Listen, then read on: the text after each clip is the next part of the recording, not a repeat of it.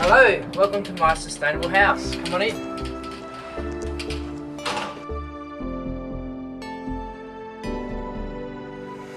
My name's Nathan McGair. I work in IT. I work for Lockheed Martin.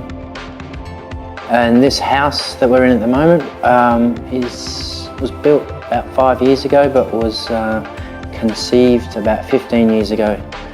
It took about 10 years to design and go through the machinations of material selection, design, etc. Every square metre of this house has got a sustainable element to it. It's a really high spec house.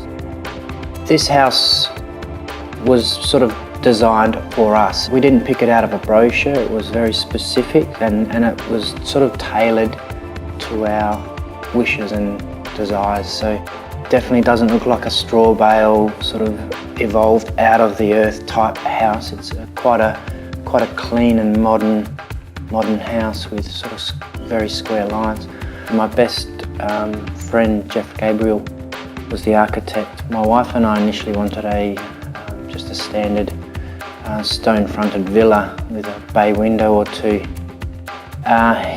He introduced the concept of having an internal courtyard to introduce light into the back of the house. Just that simple idea or concept of a courtyard partway through the house led us down this path. There are 3 pillars of sustainability. The first, and the one that most people know, is environmental sustainability. So it's such that the house doesn't produce a lot of waste. When it's built, there's not a lot of wastage. When it's being lived in, there's not a lot of wastage. The second pillar of sustainability is economic. So that's that the house doesn't cost a lot to live in. Second part of the rule, because it did actually cost a fair bit to make, but it's really cheap to live in. It's almost cost neutral. So let's just start with water for argument's sake. Our bill is about 90% service charge and about 10% consumption. Our electricity, we get about $2,000 credit per year back. Thermal mass in the walls, as in the wall behind me, and the concrete floor are 2 of the major elements in keeping the internal temperature and comfort level.